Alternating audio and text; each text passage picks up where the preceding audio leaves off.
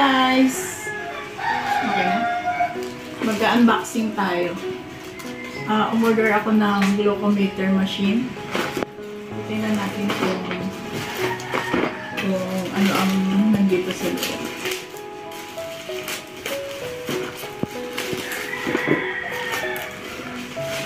Ganyan siya guys. Ang ganda ng lalagyan. Paano ba ito bubuksan?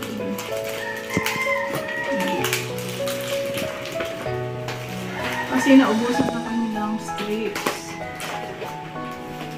Ang ganda. Dito sa ano, complete set ba to? Complete set ang aming in-order. So, meron siyang strips. Meron siyang lancet. Dalawang strips. And lancet. Yung karayom niya na pang ano, pang prick. Then, sa loob, ito ang kanyang brand ay Best Blood Glucose Meter. Ang laman niya, so, kasama sa loob yung machine, glucometer machine. So, yung strips na to, dalawa ang laman. Magkano nga ito, pre? 605. 605 isang set. So, dalawa ang laman na strips. Tapos, ito naman, ang kanyang lancet ay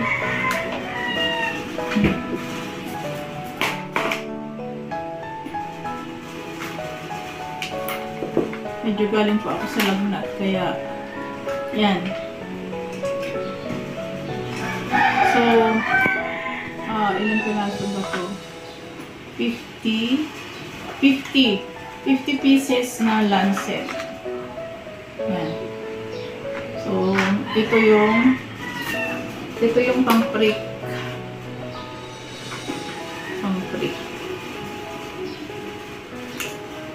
Ito, dito ilalagay.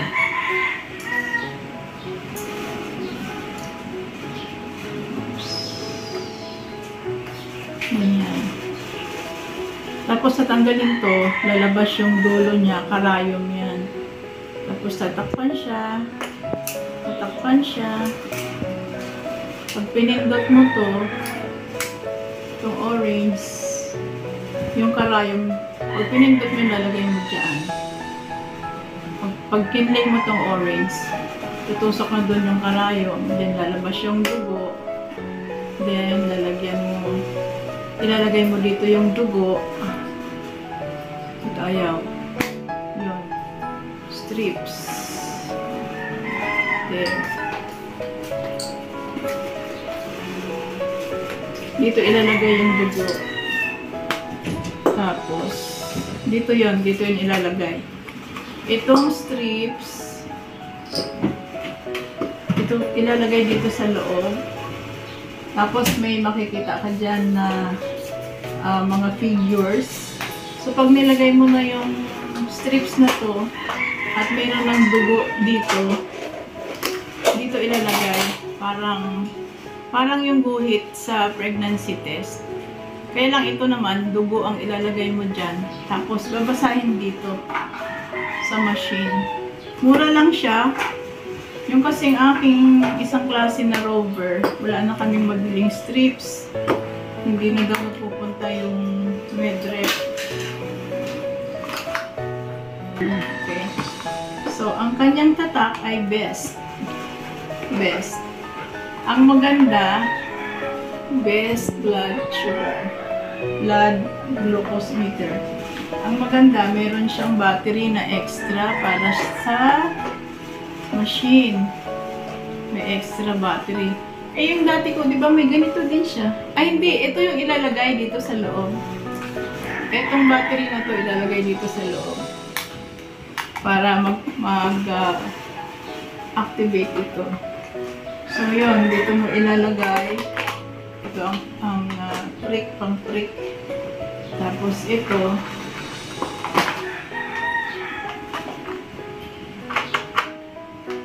itong lancet, pwede mo ilagay dito.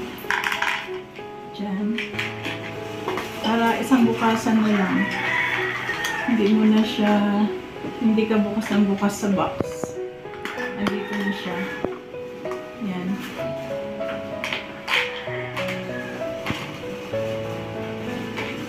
Tapos itong strips, pwede mo na siya ilagay dito. Here.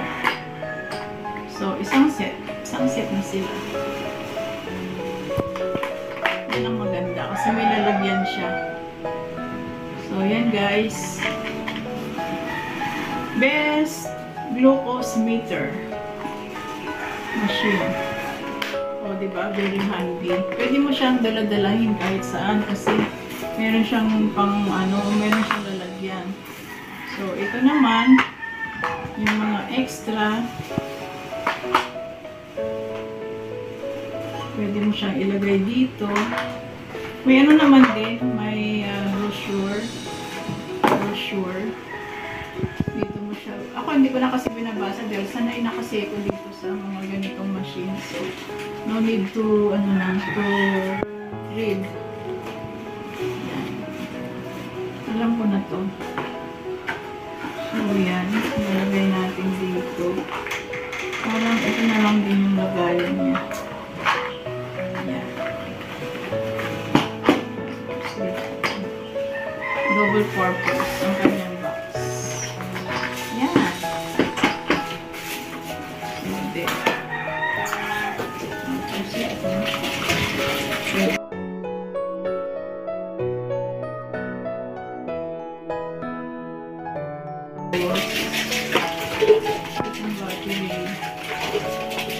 Pwede ko pang gamitin yung isa, di ba? Teka, kunin ko yung luma ko. Ubusan ako ng strips. So, itong luma, pwede pang gamitin. Ayan. Naubusan na ako nito. Kaya umorder kami ulit. Ayan, yan na. Pero ito, pwede pa itong gamitin. May ano to eh, may battery pa sa loob. So, ayan.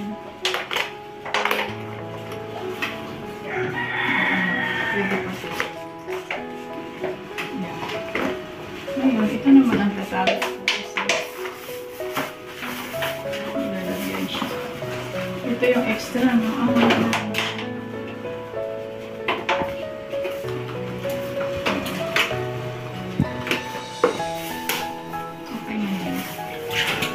Okay na. Okay na guys. Okay guys, mag-a-actual tayo kung paano gamitin. So first, syempre, kukuha tayong bulak, alcohol, then yung daliri na pagkukuhanan ng dugo, punasan natin. Although, dapat kasi fasting to eh. So ano lang naman to, i-demo ko lang. Yung kanyang result is not accurate kasi nga kumain na ako. Pero magiging RBS na siya, random blood sugar. Okay, then first, ito yung luma akong machine. Pwede pa naman siya. Set up muna natin yung lancet. Lagyan natin ng pang-prick. Lagyan natin ng lancet. Ganyan lang guys. Lapit mo prick. Ilapit mo. Tapos, tatanggalin natin to. Bilog. So, kung napansin nyo guys, may karayom doon sa dulo.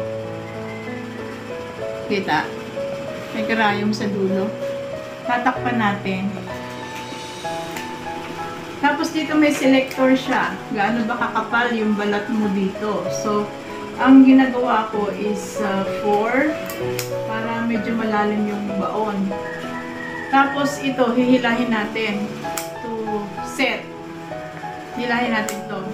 Pag pinindot ito, babaon yung karayom dito sa daliri. Okay? Tapos, isi-set na natin din itong machine. Lalagyan natin ng strips. Kasi dito mo ilalagay yung dugo. Pag ano, ilapit mo na. So guys, ayun o. So, yun. Napansin nyo, nung nilagay ko yung strips, meron na siya. Ready for reading na yan. So, kuha tayong dugo. Okay. Ito ang pipindutin ko. So, medyo didiinan natin to para maipon yung dugo dun sa dulo. Lapit mo, friend. Yan yan, guys. So, yun na. Meron ng dugo na lumalabas. Tapos, yung dugo na yan, ilalagay natin dito. Yun. Diba? Nandun na siya. So, ang reading niya ay ilan? 159. Kasi, kumain na ako. Kumain na ako ng almusal. So, this is just a demonstration. It's not the actual result. Ang normal pag random is 140. So, ang sugar ko na actual is 119. Pero kasi lampas na ako ng 2 hours. Dapat 8 o'clock kung random blood sugar o RBS. It should be 2 hours after meals. Since this is 3 hours after meals na, hindi na accurate yung kanyang result. This is just a demonstration para makita nyo kung paano gamitin tong machine na to. So, after that, pwede mo na siyang kuhanin. Nakuha mo na yung resulta. Yan. Alisin na natin. Okay? Automatic off. Pagka inalis mo na yung strips, off na siya ang machine. Kaya tipid siya sa battery. So, yun. Ganun lang kadali, guys. Tapos, tatanggalin din natin yung ginamit na lancet. Tatapon natin sa dapat na pagtapunan. Okay? So, yun. Ganun lang siya kadali gamitin, guys. So, thank you for watching! Bye, bye, bye! Bye, bye!